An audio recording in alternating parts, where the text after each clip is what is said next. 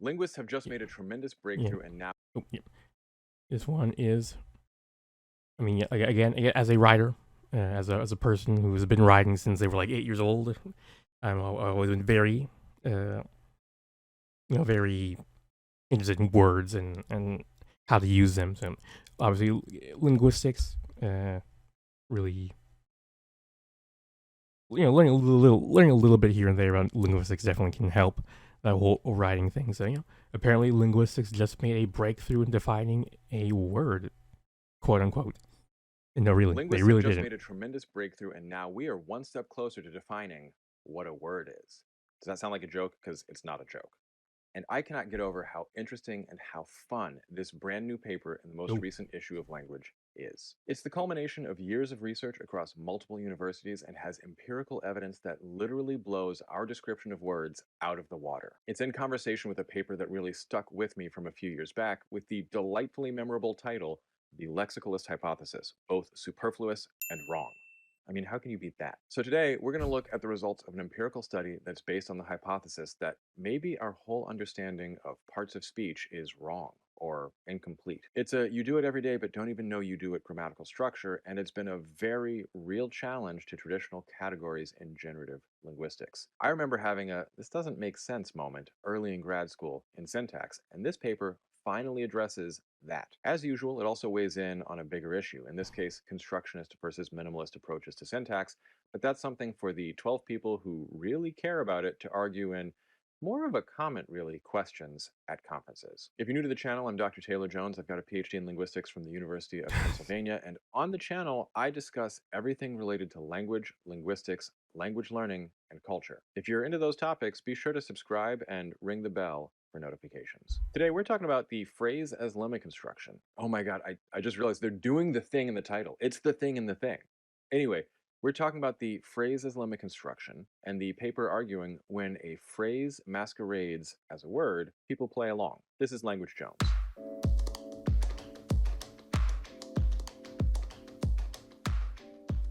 Today's video is brought to you by Lingoda. I absolutely all love right. Ethical Lingoda. react, ethical Lingoda is an reacts. online language Not school skipping. with live classes taught by real, certified native level teachers in Spanish, French, Italian, German, and English. I've used them to brush up my French, to dabble in Spanish, and to really accelerate my learning Italian from zero this summer to being able to navigate hotels, cafes, gas stations, parking reservations, you name it, when we flew to Italy.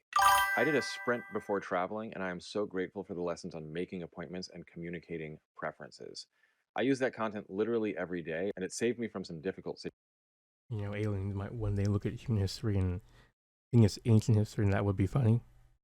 I mean, yeah, one day it will be, one way or the other.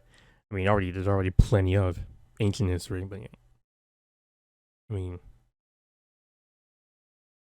if you're into speculative fiction, I mean, that's basically the plot of All Tomorrows, and I suppose, what's the other one? Man After Man is also, I guess, another one. But I don't know. I don't think they're aliens in Man After Man. I mean, just humans who have evolved so much that they might as well be aliens. I mean, I guess from their point of view, our history would be ancient history. But yeah, La mia bevanda preferita è il prosecco. Non esiste kosher, credo. Esiste, ma è difficile da trovare, ma esiste. Certo, Esiste. Yeah. certo. Lingoda has small group classes so you get personalized feedback, and they have flexible scheduling 24/7. Their current promotion is a sprint. You can choose between 30 classes in 60 days or 60 classes in 60 days, the so-called super sprint. The best part, aside from how much you learn, is that you get 50% cash back or equivalent credits when you complete the sprint successfully. So imagine how good you'll be after a brisk hour a day with an expert teacher for the next 60 days. You could be speaking quickly and confidently before the end of the year or before finals. If that sounds right to you, be sure to use my discount code for $25 off.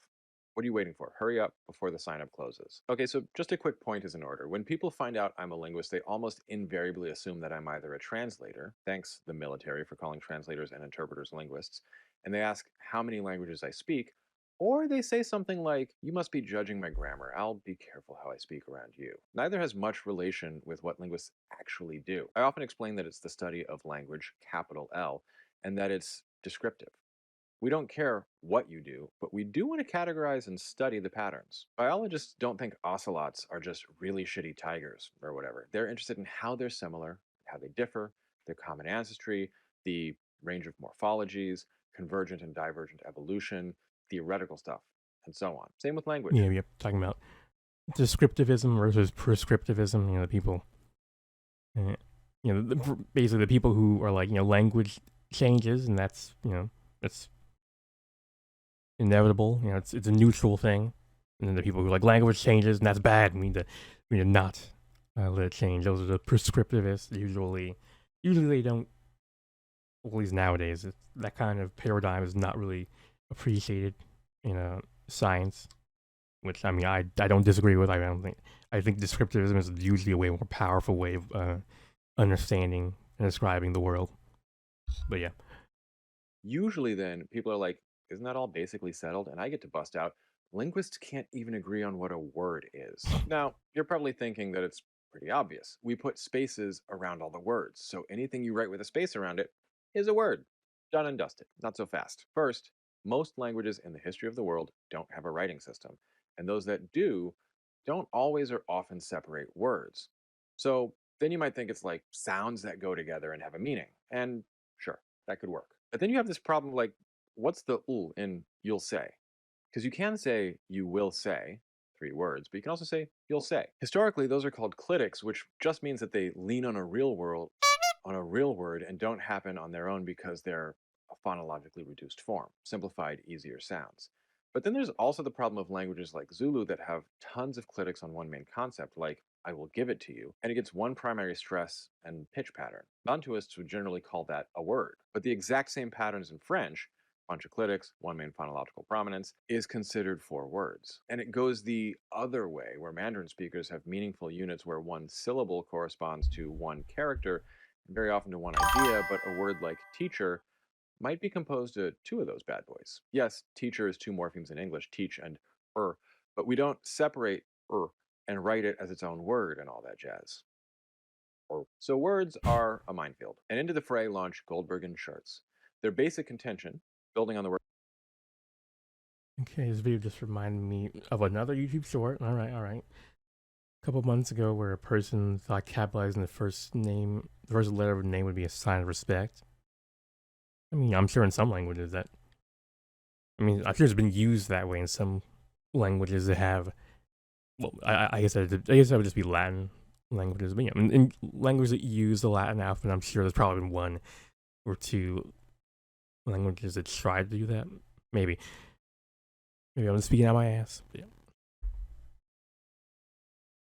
Work of Benjamin Bruning and others is, yo, dog, I heard you like words in your words, so here's some more words in your words. Their contention is, fuck it, let's make a sentence a word. Their contention is, why not sentences all the way down? So Bruning argued that our categories for words and even the whole enterprise of assuming that syntax operates on lexical items, that is, grammar is moving words around, is, as he puts it, superfluous and wrong. And to defend that assertion, he adduces tons of evidence from sentences like the following. The old dog ate my homework trick won't work because I know you don't have one. Or, I gave her a don't you dare look. Or, she baked her fiance a sweet I love you cake. Or, his general okay with less than we should aim for-ness makes him an undesirable candidate. Or, the adverb agent and commandingly. Bruning cites an alarming amount of Archer in the paper. He gets into some serious syntactic tests and the kind of logical tinkering with language that linguists love, but that makes everybody else's eyes bleed, like swapping out words or parts of speech, trying to coordinate with anaphors, messing around with ellipses, and just seeing what breaks, and more interestingly, what doesn't. And based on the fact that you can say something like a stop and chat, he kind of just breaks our understanding of grammar. What part of speech does an indefinite article like a modify? A noun. What part of speech is stop and chat? Sure looks like 2 coordinated verb phrases. What? He also points to coordination across ellipses, things like you can pre and remix it. Elision? Yeah. That are doing the exact inverse, treating things we usually think of as less than a word as a word. And he argues that, to put it simply, words don't reel. I loved that paper. You should have seen me rip the plastic off the new issue of Language with Glee when the phrase's lemma construction arrived. My wife thought that I was excitedly unwrapping a present that a normal person would enjoy. The paper was a blast, if only for the number of fun examples they brought to bear, including a trickle-down policy, a must-do task, the both sides do it argument, an I'm not a witch moment, the how does it feel game, a you both win moment, a take music for granted attitude, the stop making more games argument, his at some point we've all parked in the wrong garage speech, the punishment is good for everyone else, but not my little angel attitude. And that's just example one in the introduction. I found myself quoting entire sections of a technical linguistics paper to my in laws while visiting them because it was just so fun. For example, in example 11, Colbert treats the event of the actress's owl coughing up rat hairballs on the singer songwriter as if it were familiar enough to be a lemma named by a word. This type of case, in which the situation is not in reality at all familiar, but is treated as if it were, exemplifies Keller's, 1994, page 97, observation that people at least sometimes aim to, quote, talk in such a way that you are noticed. Sanchez, Stockheimer, and Uhrig, 2023, memorably discuss British drunkonyms. Someone at a pub may be totally gazeboed or utterly pajamaed. They observe that new terms can be coined in a suitable context to describe a state of drunkenness, regardless of the typical meaning of the filler word. I was completely pajamaed. I literally at one point was like, this is why I got into linguistics. But they make a broader point and they do it with empirical data. First, they establish the existence of these constructions and situate everything in the existing literature slash argument. Classic. Then they describe the results of an acceptability rating experiment along with a survey they asked participants about how they perceived such sentences. This is new. Unsurprisingly, there's a decline from very unmarked and unremarkable sentences like a can-do attitude or stay in your seats until the fasten seatbelt sign has turned off, all the way to extremely marked and unusual like don't there it is me, buddy, or dredging up the old you guys do it too defense is the weakest form of deflection. What they found was that these constructions work by, to borrow their word, masquerading as a word. That is, they seem like they refer to a known concept or entity, but they get used precisely because they don't refer to a known concept or entity, but rather one that can be deduced from context. It's like a little puzzle for your brain. The authors talk about Stephen Colbert saying, meanwhile, in Selma Hayek's owl coughed a rat hairball on Harry Styles news, the joke, this kills the joke, is that that's not a normal news category. We'd expect local news or sports news or whatever, and instead we get this whole sentence which is highly specific and the implication that not only would we recognize this as a category, but that we might be able to populate it with multiple instances or want updates on it. So what these constructions do is invite us to accommodate the speaker by going along with an ad hoc, improvised conceptual category. And they're often humorous. Goldberg and Schertz spend a fair amount of time dissecting observational humor. Think Seinfeld in the 90s. And liken these constructions to, well, that. I'm surprised they didn't quote more Robin Williams, honestly. What they found is that people are aware of the artificiality of some of these constructions, but not others. But in all cases, they overwhelmingly perceive them as more witty and more sarcastic than I'm talking like a regular person paraphrase. They build on all of this to argue that, one, construction grammar is a better approach to theoretical syntax than generative minimalism, what I was trained in. And two, we should acknowledge these constructions as their own special thing and not try to shoehorn them into another part of speech. So sometimes a sentence is behaving like an adjective, but it's not an adjective, it's a sentence. There's a lot more in the paper, including comparable examples from other languages, but the big takeaways for me are, one, sometimes phrases can be adjectives or behave like them, and behave like what I might naively think of as a single word. And this means that our understanding of grammatical categories has to be recursive in a kind of fractally mind-bending way. This is not strictly new to me, but these examples get really mind-blowing. Two, people are aware of the weirdness and view these kinds of phrases as wittier and more sarcastic than well-behaved paraphrases in a way that relates to observational humor. And three, and this is where I bring my personal proclivities to bear on this, it's a social act. There's a social function of inviting the hearer to co-construct a shared perspective by generating new conceptual categories on the fly. The social world is affecting our syntax. It's time for my if you like what I'm doing with the channel spiel. See, I'm doing it. You're not going to be able to unnotice these. Leave me a comment with your favorite, by the way. Oh, and I almost forgot. The Brunning paper actually attempted to tackle my favorite problem construction.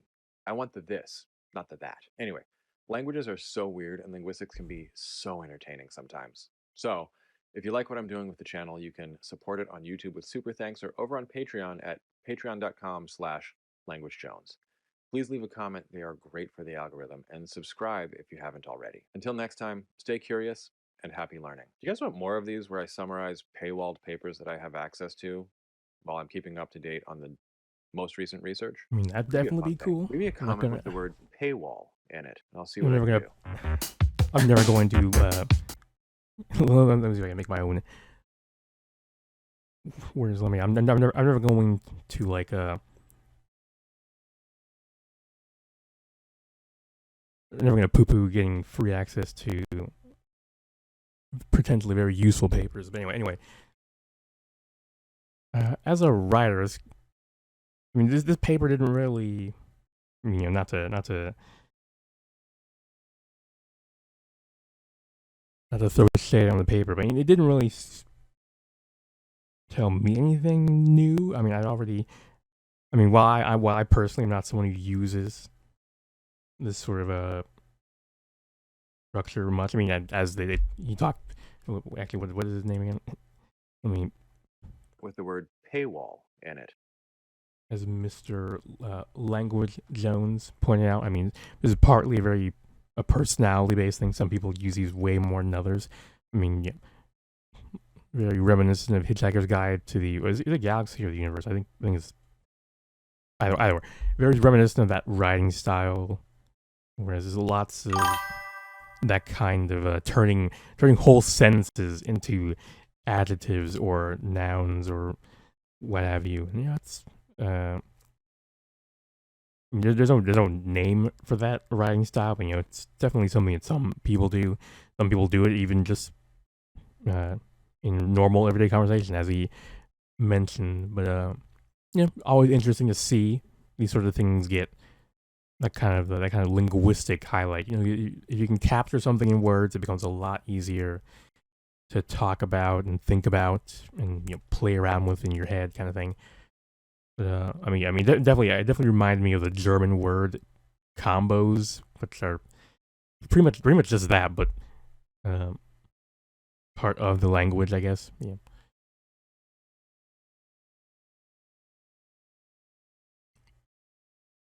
Do I have a favorite cereal? I mean, I do, but I don't remember the name of it. I mean, I think it's just regular corn flakes. Nothing crazy, but yeah.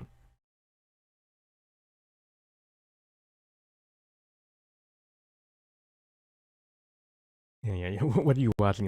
Just one of those summarizes a paywall technical linguistics paper videos. Yeah. I'm not gonna look one of these types of videos in the mouth. I will gladly accept them into my stable. And if you're feeling particularly generous and of age in your country of residence, try visiting these links up in the corner. Anyway, here are some more videos to check out, and until next time, take care.